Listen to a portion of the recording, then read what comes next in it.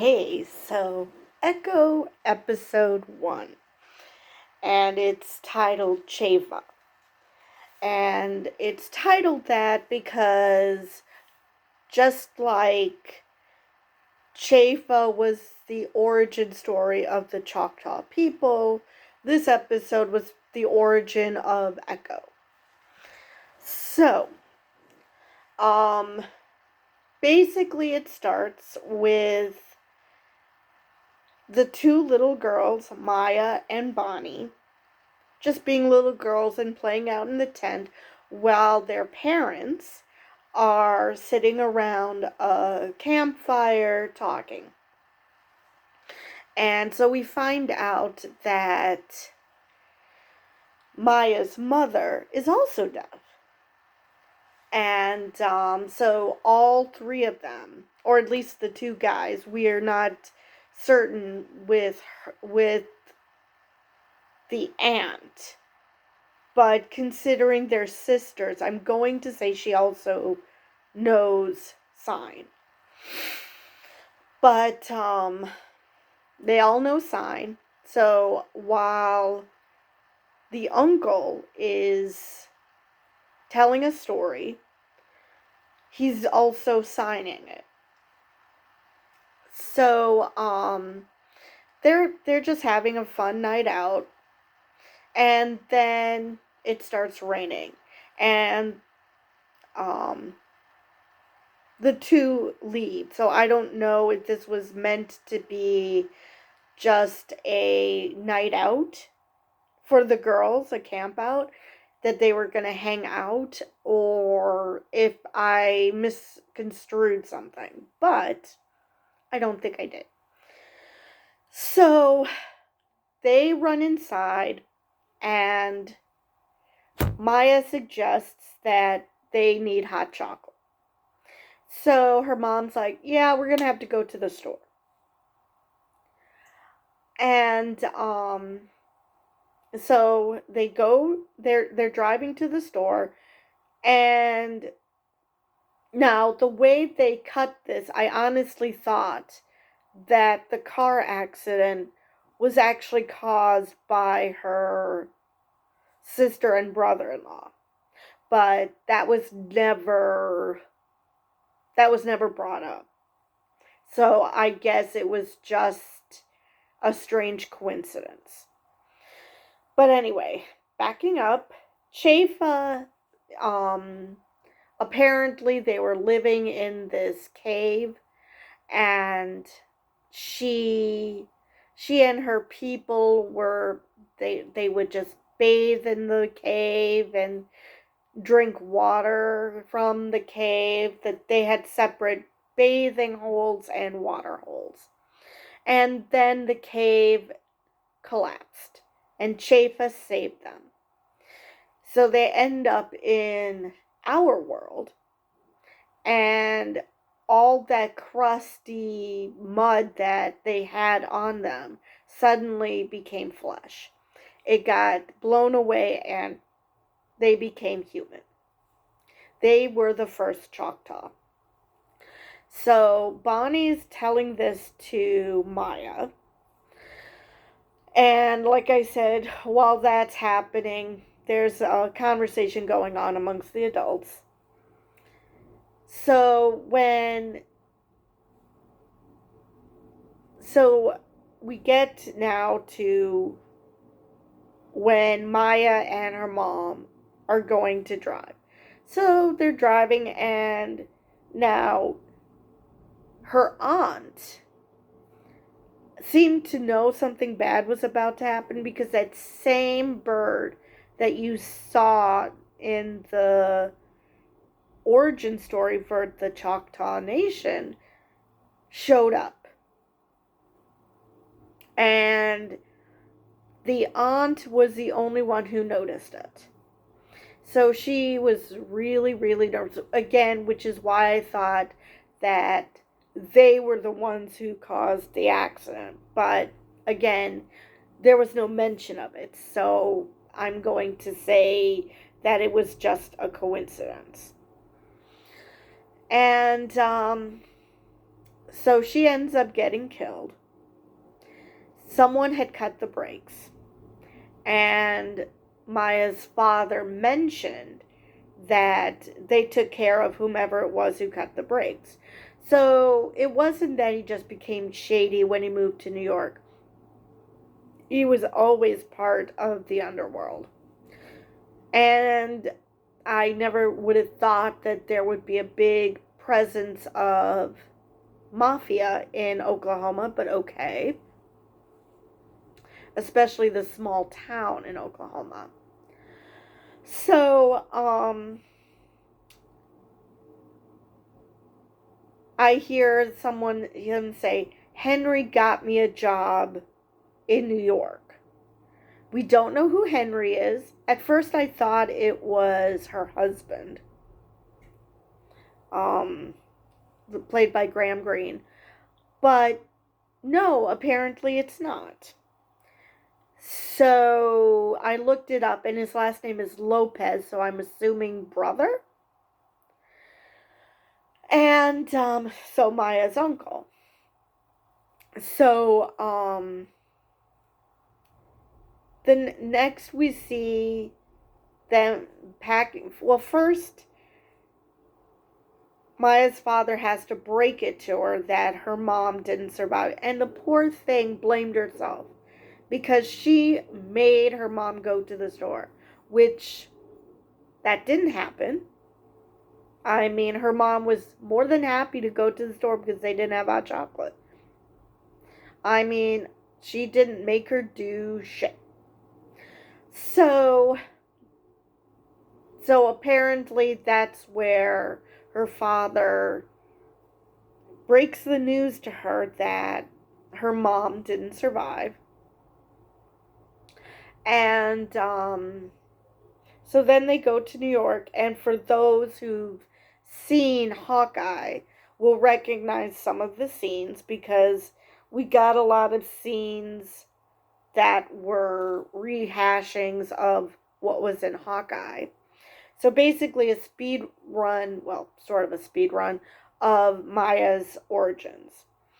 Moving to New York, going to school, her father telling her that she has to be very observant in order to exist in two worlds. And in his mind, those two worlds are the deaf world and the hearing world. So, um, so then we see, which we saw in Hawkeye, and then we see her taking self-defense classes, and again the same scene from Hawkeye with Kingpin. So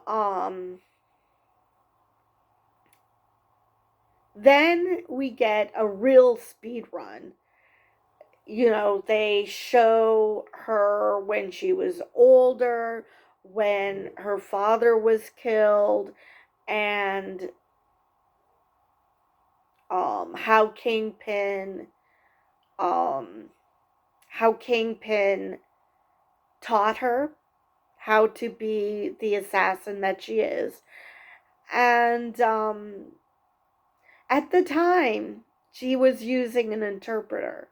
So I don't know if now that we've caught up to present day, whether he's still using an interpreter, because in Hawkeye he didn't.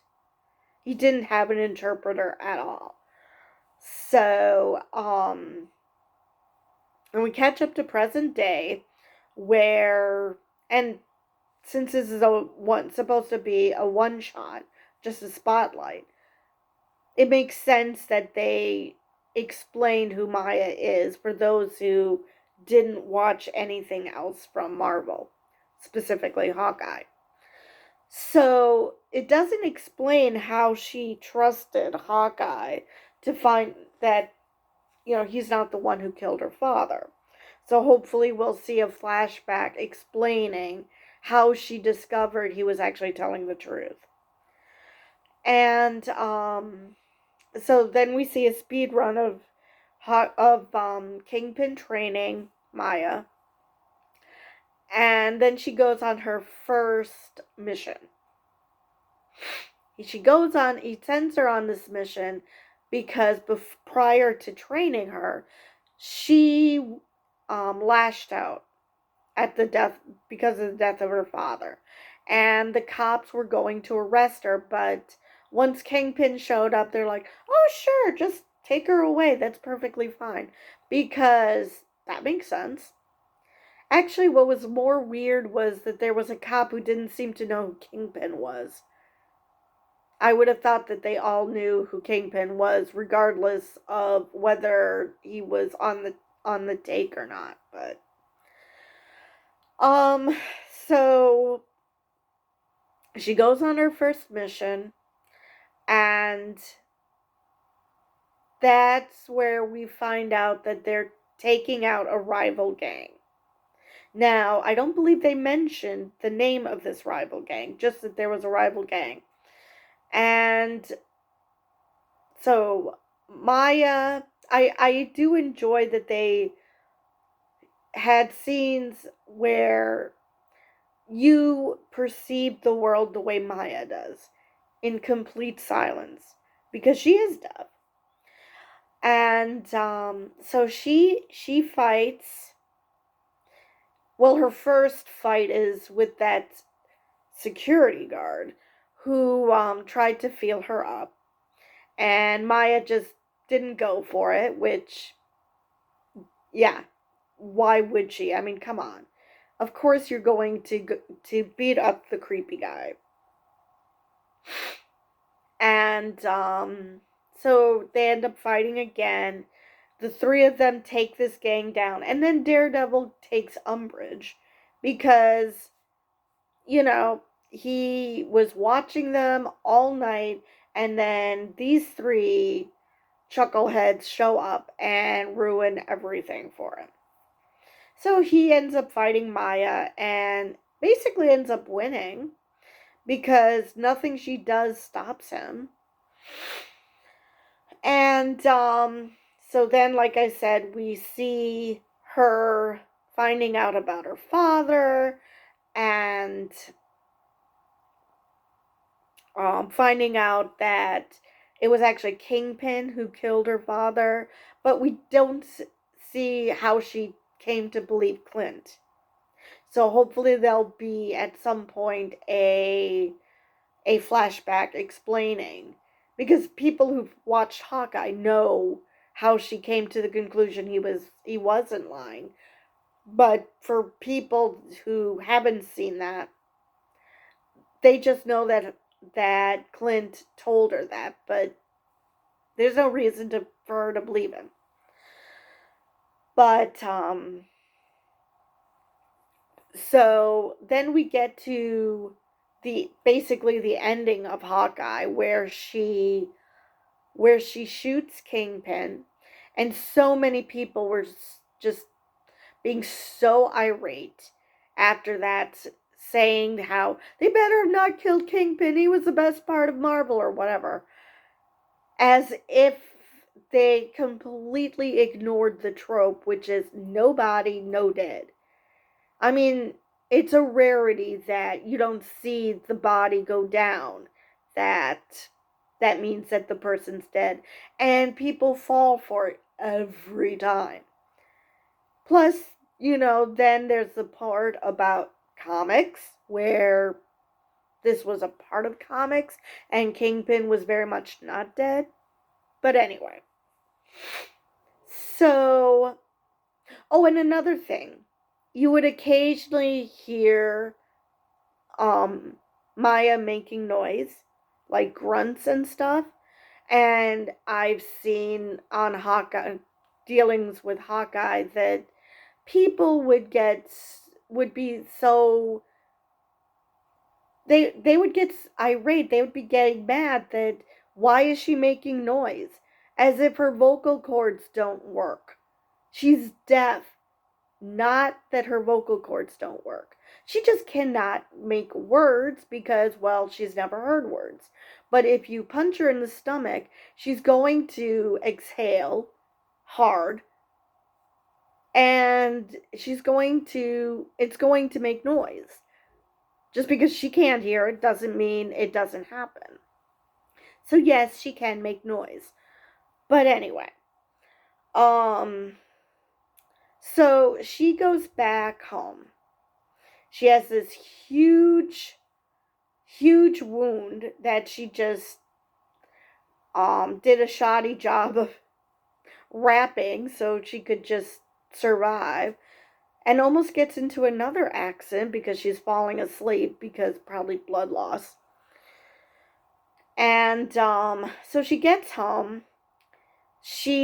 Now this is where things get really unbelievable. I mean, if you take everything else making perfect sense.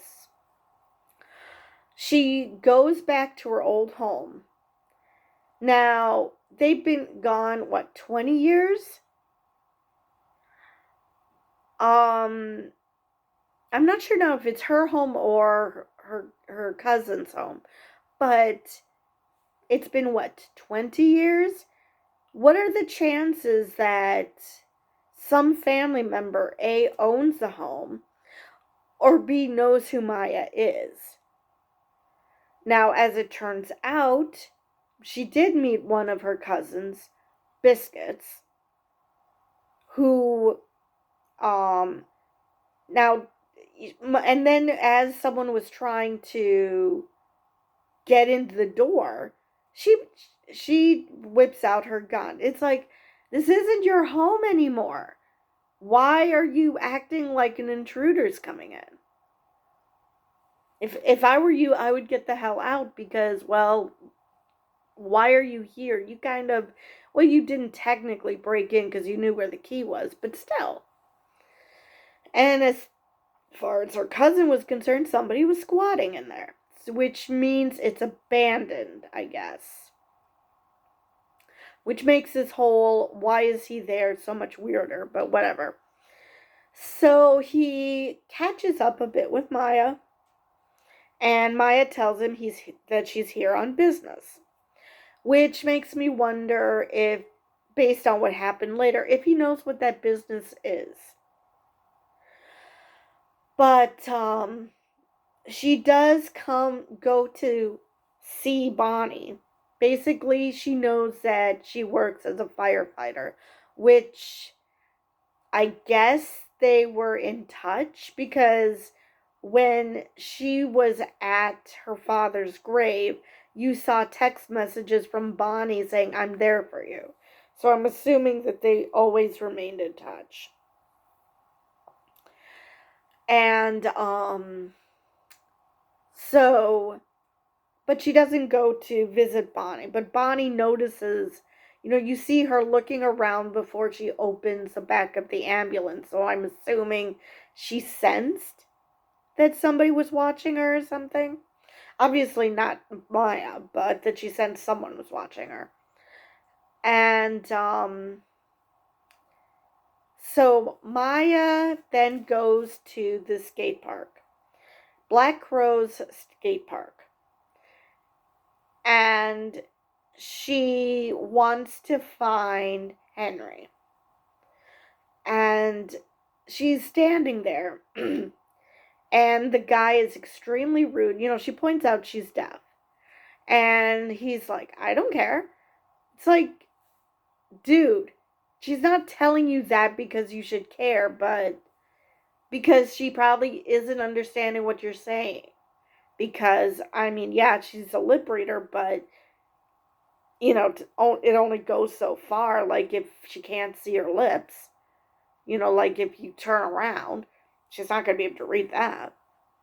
But anyway, so she points to Henry's picture, obviously figuring out that this man does not speak ASL. He does not know ASL. So there's no point in signing to him because he wouldn't understand a word anyway. And he goes, "Yeah, you can only see him if you, pay for the ticket. Pay to skate." So, again, you're thinking, does he not know who she is?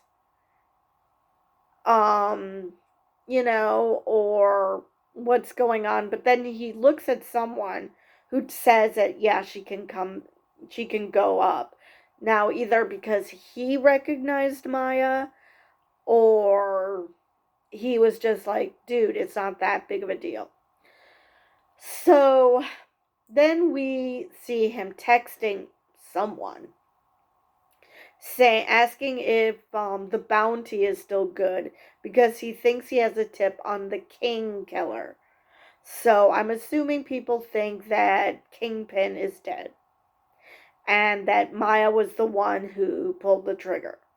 Now, this happened in New York. How the hell this, small town in Oklahoma would have heard about all of this? Who knows? But Henry obviously has connections in New York, because that's how Maya's father and her ended up in New York. But anyway,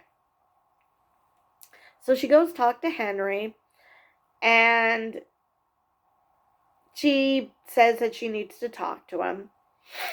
And he helps stitch her up using a mortician.